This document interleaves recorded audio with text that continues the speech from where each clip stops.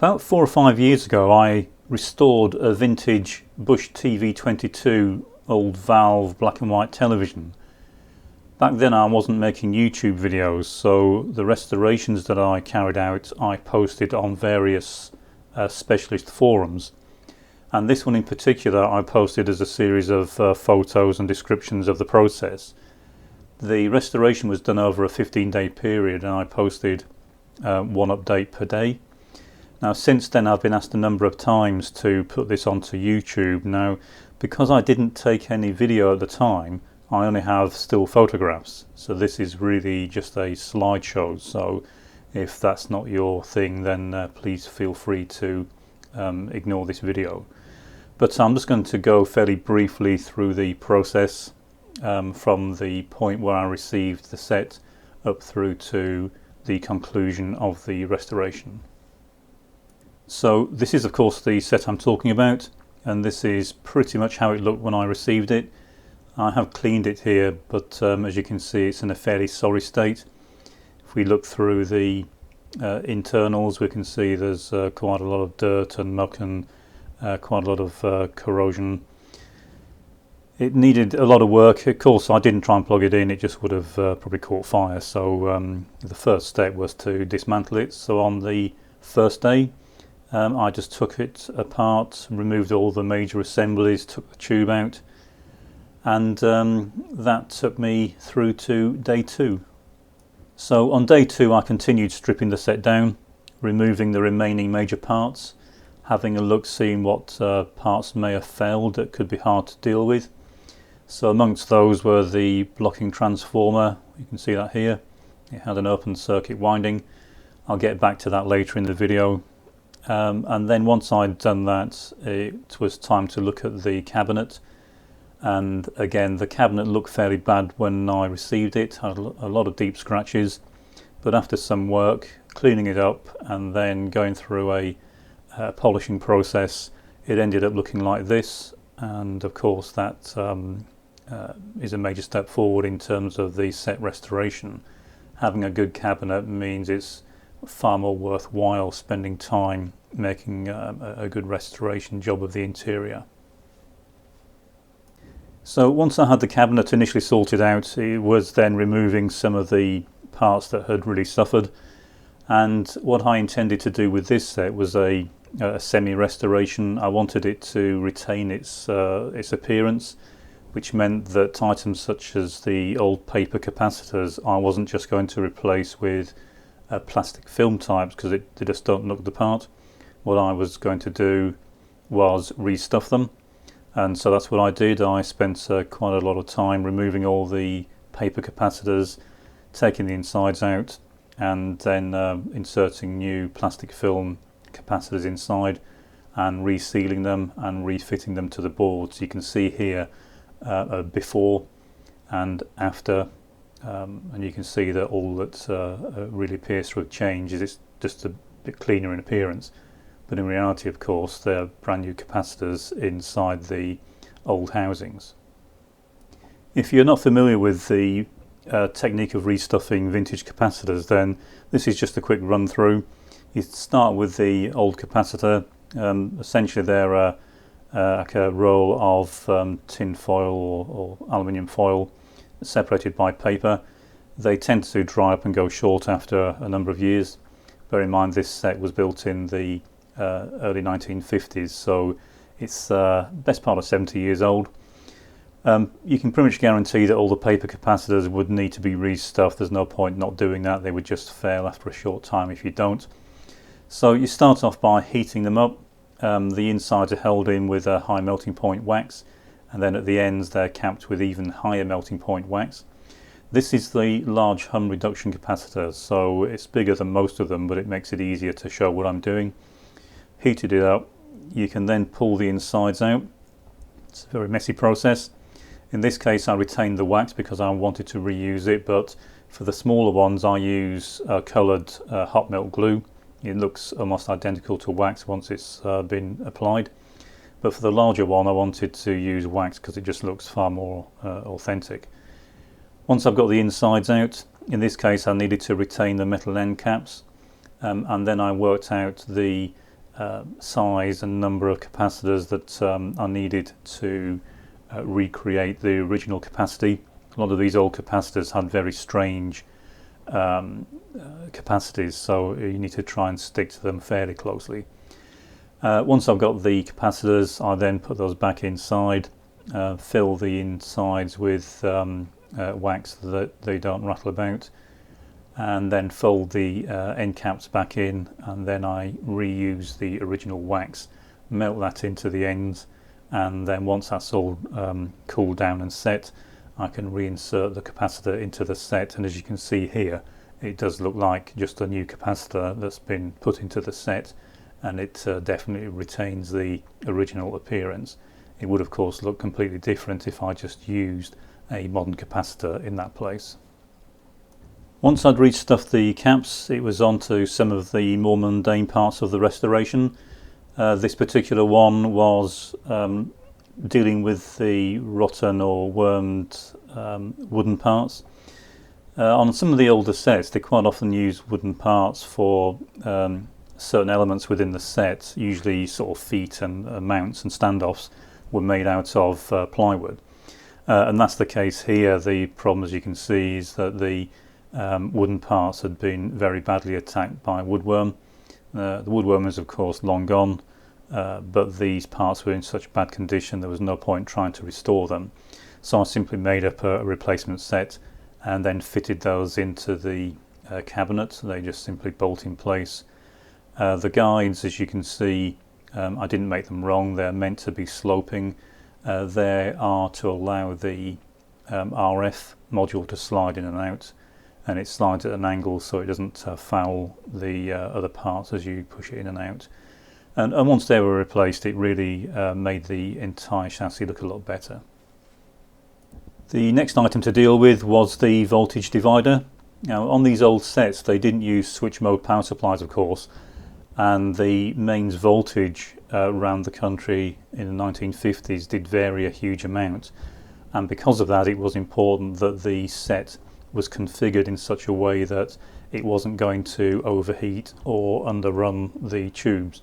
So there was a fairly narrow window over which it would operate correctly, and in order to achieve that there were various jumpers on a divider resistor, and that allowed the installation engineer to correctly configure the set.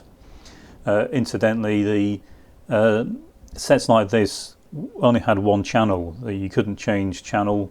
You could tune it only to bring it into proper tune so you could pick up the channel, but the channel was set by the installation engineer depending on where in the country you were. Different transmitters around the country at that time transmitted the same channel but on a different band, and depending on where you lived in the country, the set was configured to pick up that particular local transmitter.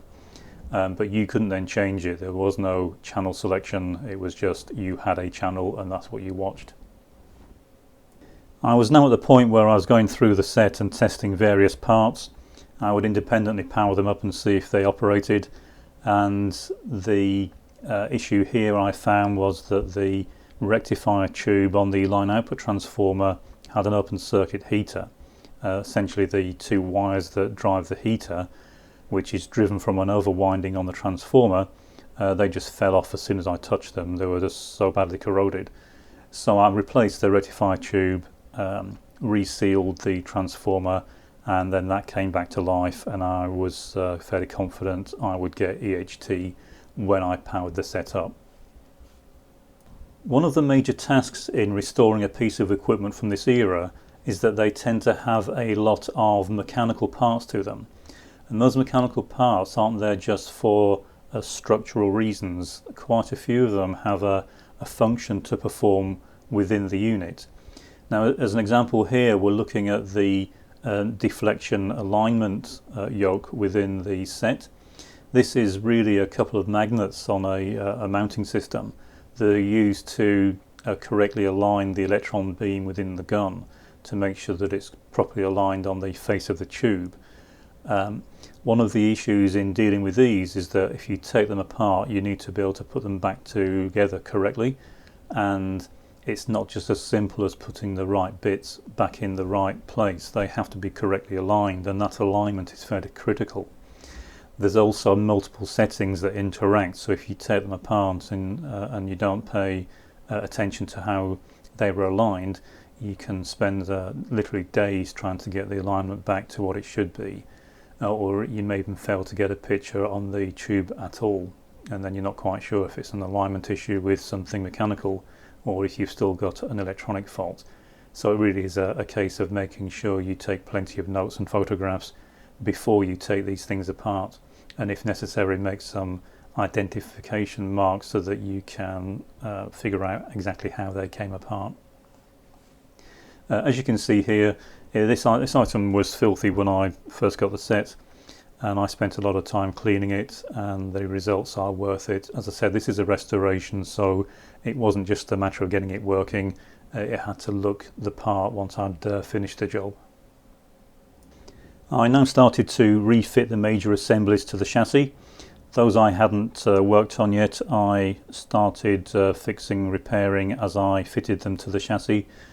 Sometimes on these assemblies you don't necessarily want to change everything, you want to try and retain as much as you can.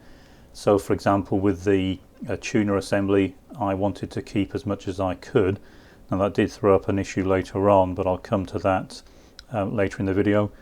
But it was just a matter of working through the various parts and fixing them as I found any faults. I mentioned earlier that the blocking transformer had an open circuit winding, so I now get on to that. Because I didn't have any information on the number of turns on each winding, I had to count the windings as I dismantled the transformer. Now the wire on these transformers is extremely thin, it's thinner than a human hair. It's around 0.04 to 0.05 millimeters in diameter, so it's very thin, and there are thousands of turns on each of the two windings. So as I disassembled it, I counted the number of windings on each layer, and that gave me the winding count that I needed to put back on. I retained the Centra core, which is made of compressed cardboard, and I machined up some end cheeks for it. And as you can see here, I'm lucky in that I have a CNC winding machine, so I used that to rewind the transformer, and I could then refit the laminations, refit it to the board, and then hopefully it would work once I powered it up. I could finally now power the set up. Now when I first powered it up, the display was completely blank, and one of the key features of these old tubes is that they have what's called an ion trap or ion trap magnet. To prevent the ions that are emitted by the electron gun in a tube burning a dot on the center of the screen, the electron gun is actually angled slightly so that the axis that it emits particles is actually not directed towards the tube. It comes out through the side of the neck of the tube. So in order to get the electrons to move towards the screen, there is an ion trap magnet, and that's just a simple magnet assembly that deflects the electron beam by the correct amount to get it pointed nominally towards the center of the screen. And the ions aren't affected by the magnet, so they just continue to shoot out through the side of the set, presumably burn a hole in your ceiling or something, but the electrons go the way they should. And that adjustment is fairly critical, and without the ion trap magnet then you don't get anything on the screen. Now what I'd noticed is that the ion trap magnet was in a very strange place when I received the set. If you're used to working on these, you get an idea as to roughly where the magnet should be. And I found out that the trap had been fitted backwards, and so once I'd got it fitted correctly and adjusted it, I got a very dim raster, as you can see here. It was then a case of going through the various settings, adjustments. I then started getting some smoke from the RF module. That turned out to be a shorted capacitor that was putting too much current through one of the IF tubes. I corrected that. I then have an Aurora test box. It's a conversion box. Bear in mind that we no longer have terrestrial TV, and even if we did, it wouldn't. This set wouldn't be able to pick it up. It's 405 line set for a start, but also it only has a single channel that's not compatible with the terrestrial TV we did have up until recently. So I have a conversion box. I can feed video into it. It converts that into the standard that I require, and that means I can play video or whatever I want through the set, albeit at reduced quality. And it also has a test card feature, which is obviously extremely useful for carrying out initial alignment of the set. So I went through, made various corrections. There were various faults, and it was just really a case of working through them. Each one improved the appearance of the picture, until I got to the point where I had a good picture on the tube. I then fully reassembled the set, gave it a final clean, and as you can see here, it's now quite a nice set. It does get regular use. It's quite nice watching these old sets. If you're into that sort of thing, it's very relaxing. And it's now been working for 4 or 5 years without any problems, and hopefully it will continue to work for some time to come.